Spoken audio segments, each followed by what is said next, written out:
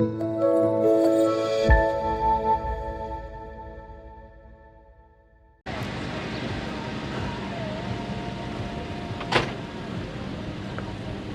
GZ peeps, headed to the church, getting ready for preparation for our worship service this coming Sunday. Now, I've got my coffee mug because we won't be serving coffee for a while. I also have a paper mask. Now, if you like to wear these, if you feel more comfortable but you don't have one, we will have some of these at the church for you when you get there. One of the deacons or ushers will be outside the church ready to welcome you and give you one of these if you're ready. Let's hop in the car and go to church. So this is a little weird. I feel like I'm on that show Cash Cab, but I don't have anybody to ask me trivia questions, so we're just gonna head to the building. Just wanted to run a few things by you again. I'm going to encourage some of you to stay home. If you have a fever or a cough, if you've got some other issues going on, if you've been around somebody that has been exposed, that has the COVID-19 virus, if you've been exposed to that, I'm going to ask you to maybe think about staying home for a while, at least for a couple of Sundays until you get to feeling better and aren't running a fever anymore. Just trying our best to follow a lot of the precautions that they're asking us to follow. Do the right thing here. So this first couple of Sundays, we're going to go strictly with a 9:30 Sunday morning service. But when we get into the month of June, we're going to add a 6 o'clock Saturday evening service to go along with that. As we go along and more of you feel comfortable to come back to the building, we want to make sure we've got adequate room and adequate time to spend with you. But I do want to say this to you again. If you're more comfortable being at home right now, I want to encourage you to not feel like you're going to be judged because you didn't come to the service. We will be streaming the 9:30 Sunday morning service live. So just like you've been jumping on at 9:30 for the service every Sunday, that service time will be the same, only now it'll be a live service. So you'll be a part of exactly what's going on in the building. You'll just be doing that from the comfort of your own home.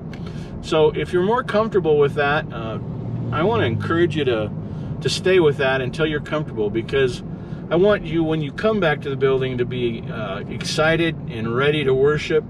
And I just want this to be a good experience for everyone, not something that we're worried about. I don't like living in fear and worry. In fact, last week I was in the 6th chapter of the 2nd book of 2 Kings, and there's a story in there. The prophet Elisha keeps telling the nation of Israel, he gets them ahead of the game when every time King Aram and his armies are going to attack them, the Lord gives Elisha a word ahead of that, and Elisha goes on to warn Israel, and they're prepared for the attack, and they always win. So King Aram, he comes up with this great idea. He's going to surround Elisha's city and take him captive. And Elisha's servant wakes up one morning and he sees the city surrounded by the armies of King Aram, and he runs to Elisha, and Elisha says, "Don't be afraid. Those that are on our side far outnumber those that are on the side against us." And he prays to God and to open the eyes of his servant so that he can see those that are for him. And the servant opens his eyes and he sees the hills just surrounded with chariots and horses of fire. The angel army was there.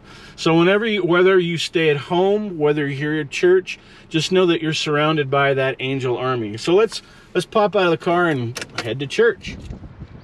Okay, so one of the things I'm going to ask you to do is maybe get here just a few minutes earlier than you normally would, because it's going to take a little bit more time to seat people. So we want to seat as many people in the main room as we can. So you're going to have to allow the deacons and ushers to help you with that. So if you could get here 1 or 2 minutes, maybe 5 minutes earlier than normal, that would help us. So we really want to be able to start the service right at 9:30. And I will tell you, we'll make sure everyone is seated, but if we get the service started at 9:30, once the service is started, if you come later than that, most likely we're going to seat you in the chapel, and you'll be catching the service on the video screen. And we have kind of a limited number of seats, so it's going to be kind of a first come, first serve. If you get here early enough, you'll seat in the worship center, but as we fill up, then we'll seat our small overflow space, and then finally we'll seat the remainder in the chapel. So when you get over here, you'll be greeted right outside in the front of the church by some of our deacons and elders, and they'll, if you want a paper mask, they'll have those for you. Over time, like on a communion Sunday, they'll probably give you the communion elements as we enter the building. So now we're entering into the foyer of the main entrance. Now, if you're used to sitting on the south end of the building from the main entrance, come in the main entrance. But if you're more used to sitting over on the north side of the building, I'm going to encourage you to come in the door on 11th Street, the educational wing door. There'll be elders and deacons to greet you there also. Those doors will be open. They haven't been in the past, but they will be open in this process. So let's enter into the worship center. Okay, so I'm getting ready to enter into the worship center, and as you can see, we have reconfigured. Wayne, show them out here. We have reconfigured the room to look a little bit different. So it's not just our basic rows. We've set up groupings of 2 seats here, 5 seats there, 4. So we'll find a place that'll fit your family size or your circumstance.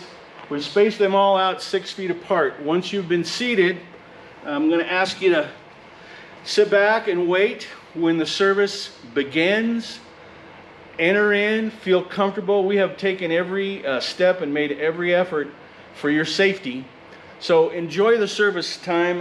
Enter into the worship. Hear an okay sermon, I guess. I don't know.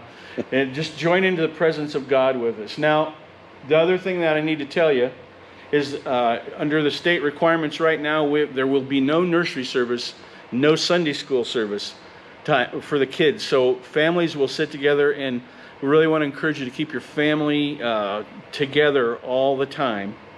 At the end of the service, please wait. We're going to dismiss you out so that we can dismiss you in an orderly fashion so that we can maintain our distances and keep everyone safe and secure. So service is over now. I'm waited around. They've given me my time to leave. I'm going to head back out this door. Now, there are a couple of last things before we're done here. At all the entrances and exits, we have installed more of the sanitation dispensers. So anytime you want that, and the bathroom facilities will be open, but there's hand sanitizer here. If you want to get a little bit of that on your way out the door, get your hands good and clean. Now, one of the things I want to ask as a favor, after the service is dismissed, please don't congregate in the foyer or over in the hallway. Make sure we just keep a flow moving out of the building. And once you come outside after the service, if you want to stop and visit with someone, the only thing I'm going to ask you to do is make sure you keep that social distance that they've been asking us to do. We want to be good citizens. To be really honest with you, the governor has given us this chance a lot earlier than I thought we were going to get it. So we want to do what's right. We want to be good citizens and follow the rules that they've set for us. So I can't begin to tell you how excited I am to see you this week. It's been a long 2 months for me and Pastor Wayne. We miss you. We're excited to see you. We're excited to see what God's going to do now that we're moving forward again. Again, I want to just take a moment and thank you for your faithfulness and giving. You have humbled us by your faithfulness to God's work here. And we're going to take that energy and that commitment that you've given us, and we are going to work even harder to see the kingdom fulfilled here at Gearing Zion Church. So have a great week. Keep looking at gzchurch20@gmail.com for notes and some more announcements as the week progresses. We'll see you Sunday morning at 9:30 when we get a chance to lift our voices together and praise the God that we love. Have a great week. I love you.